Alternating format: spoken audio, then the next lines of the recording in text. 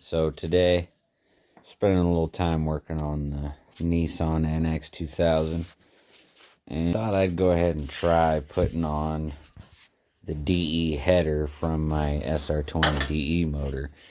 And here's the VE header. This is supposed to be a low mileage JDM engine, and it's got a cheap ass, I don't know what you'd call that kind of gasket, but it's not factory.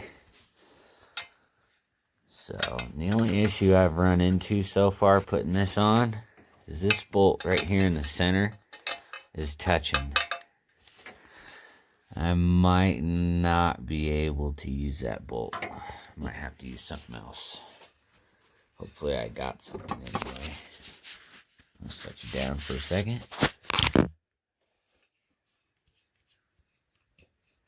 Yeah, I'm gonna have to use something else for that one.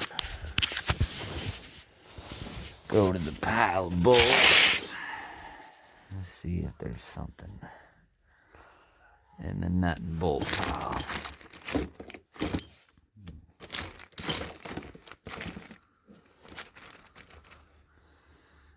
That might work. Let me see.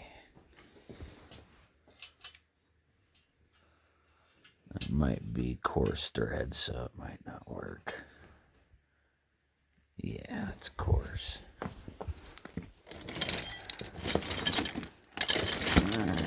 Let's try this one.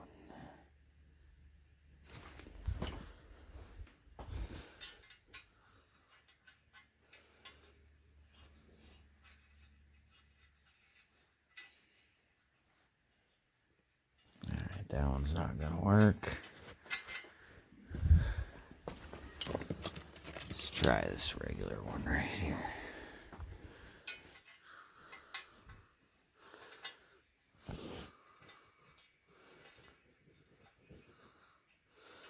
That one don't want to work either.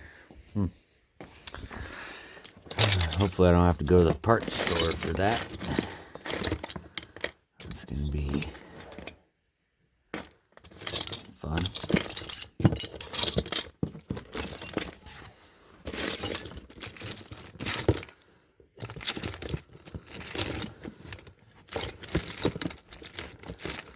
Let's see. What's this one right here? That one might work.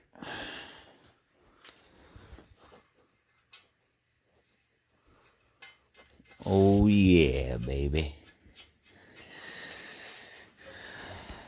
That one will work.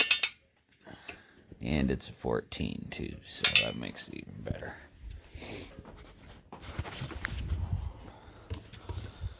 I was cleaning my guns yesterday. Got all my gun oil and everything out. Gotta put that stuff away. So let's see here.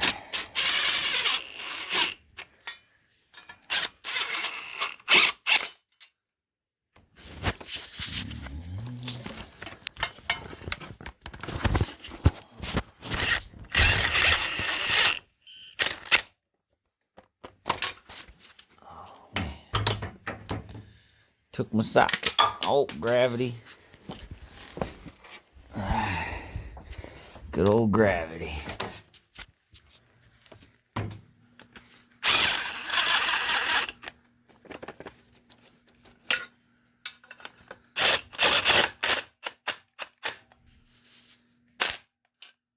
Well, it's gonna work okay.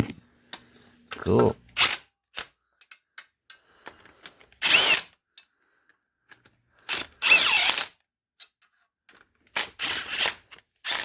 Oh, I think I found another one that ain't gonna work. No? Well, it should go in there fine. Maybe it's just hemming up.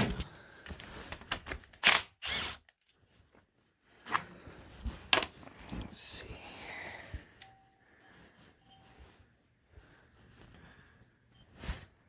What's your problem?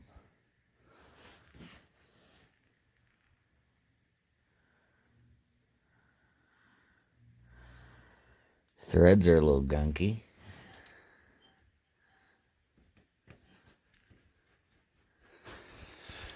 Alright, it didn't damage anything, so. Oh, there we go. Alright, now give those a tighten down by hand.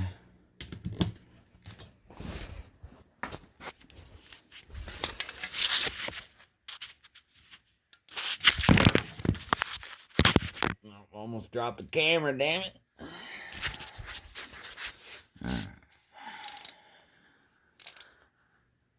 And when I took that off, also, and I took this header off, it was pretty loose. All the bolts weren't tightened down right.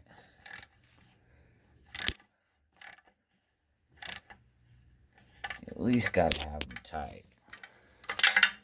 I don't know, maybe they pulled it off to inspect the motor or something. But that gasket definitely. I'm hoping I'll get all this put together and running good, or started, and it fucking knocks. I don't know, I guess that's what happens when you buy a motor off of eBay.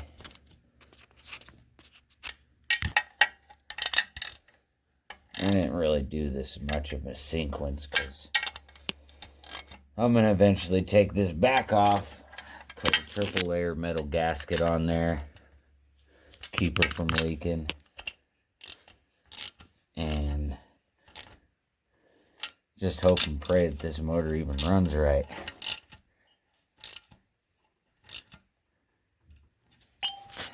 Should be good. Okay. Now, hopefully, this is the only other thing I'm worried about, is that clearance.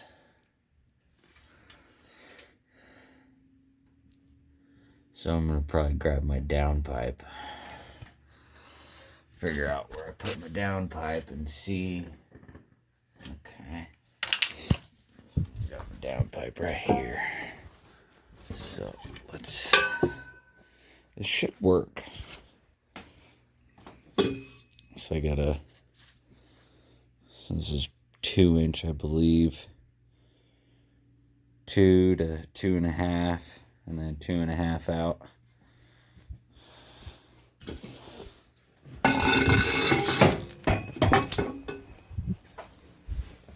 And then, of course, it goes to a cat. Alright. That looks like it might do okay. Oh, freaking camera shut off the last one. I accidentally touched something I shouldn't have. Apologize. This looks like it's gonna do just fine.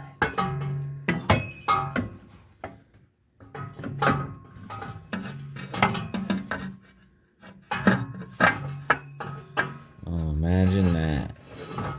That's gonna do nice. Let me make sure it's not touching down here. Yeah, that should do fine. Yeah, awesome.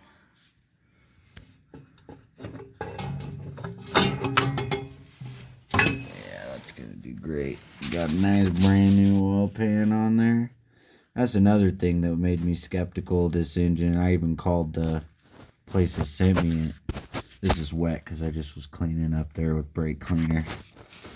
But there was a freaking little hole from like setting it down on a rock or something.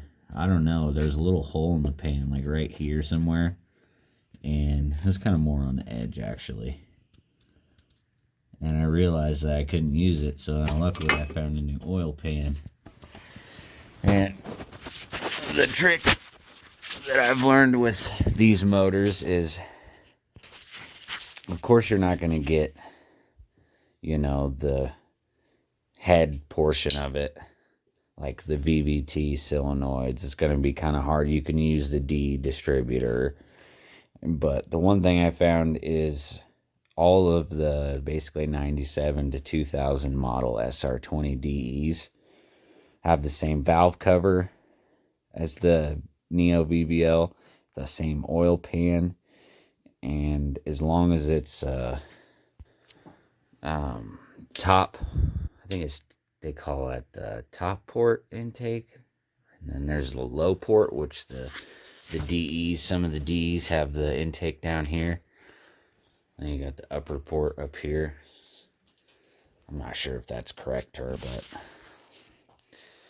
anyways, that's how I found that. It was only like 20 bucks for that oil pan. It's pretty good quality, not cheap.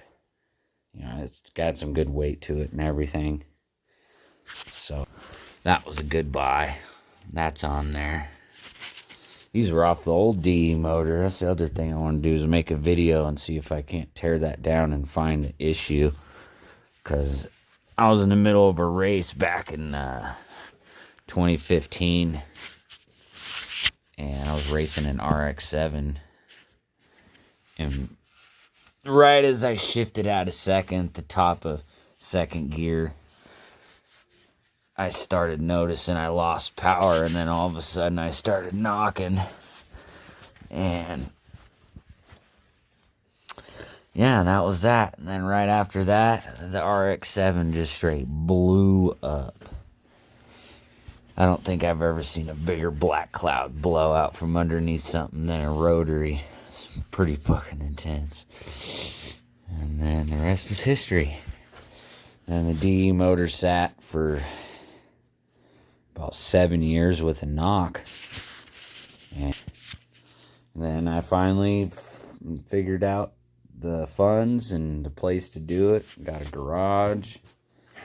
Ended up getting a pretty nice place out in Central Oregon. So I brought the car here. Brought it all the way from Portland to Christmas Valley. It's about 5 hours. Towed it on a U-Haul trailer. Funny thing is, the thing would start right up, drive, but it had a knock. It's very weird. Didn't even misfire. Just knocked. So I'm thinking either connecting rod bearing down by the crank or up by the piston head, that connecting rod. Thinking that might have gave out. Because, I mean, I wasn't even low on oil either. I was like right at the halfway mark. And I don't know, previous to that, before I swapped the DE motor, I had a 92 NX2000 that my dad gave me for graduating high school. And I had that for probably about 2 years. And then I wrecked it. Me and my current wife now, she was my girlfriend at the time. I was taking her to work, smashing down 82nd to get her to work. An Oriental guy pulls right out in front of me on a red light. He had a red light, I had a green light. Pulled right out in front of me and T-boned him. And, yeah, that car was history. Good thing it wasn't my fault. We got paid out pretty good. And then I was able to buy it. Got it for 500 bucks. It's pretty dope. Actually, he wanted 500 bucks, but I'm like, I'll give you 400 bucks. So he's a family friend, so he hooked it up. It was pretty nice. And plus, you say it had 232,000 miles on it. You start it, the automatic DE that was in it just starts smoking. It barely had any power. It was a parts vehicle for a long time. So, and then the smashed one sat for a while, and I got to drive this one around for a little bit. I mean, probably, I want to say maybe 3 months, and then that motor started knocking. It was pretty funny. But no, and then that was cause to make me have to switch the broken motor, because I was already going to plan on doing that with the wrecked one and put the good internals, the 5-speed, the good SR20DE in it, and switch all the stuff over, and because we had to make a clutch hole for it because it wasn't fit for manual. That's the one thing about the Nissans that are automatic. You have to make a spot for the clutch, unfortunately. Good thing it was a cable clutch. I was thinking about switching to hydraulic, but I haven't. There's a lot of things to do on this, I'm not trying to pile on more. I just fed in the wiring harness today. But we'll keep on track. We'll keep on here. Story of the NX. And then we're staying, all of our stuff was stored at a yard. It was supposed to be a family friend. And there was a half-son that would help out around the yard that was doing things and whatnot. And I don't know, there ended up being a feud. He didn't like me because he ran his mouth a lot, and then I ended up kicking his ass, which was pretty funny. First he started fighting my best friend, and then I was like, he just got up after getting the shit beat out of him, and he's like, my problem's with you, and then just came running at me. I just said, screw it, you know, started hitting him, and then he wasn't too happy with me after that, and then he stole parts out of my car. I'd spent probably about $3,000, bought all kinds of different stuff. I had tools in there, struts, alternator, battery, everything to redo the red car. They were both red. One was maroon, one was Aztec red, which is the one that's currently I have now. And I switched all the parts from the maroon one to the red one.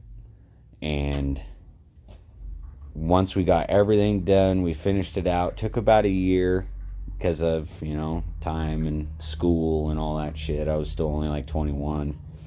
And I come to find my motor sabotaged as well after I figured out he'd stole parts from me, tools and whatnot. And I found my motor was full of either oil or water. I couldn't determine if it was both because it was bad. And we got it all fixed up. We got it put in. It ran okay. Had no issues for about 1,000 miles. And then right when I started to race that guy, that's when she took a big shit. So, and that's basically the story on that. And now I'm trying to get this bad boy put in with that VE. And hopefully it's a good motor. I'm hoping it's a good motor. Let's keep our fingers crossed, because I don't got $2,000 for another one. It's going to be kind of a sad story if this ain't going to work, because I've had this car for 10 years.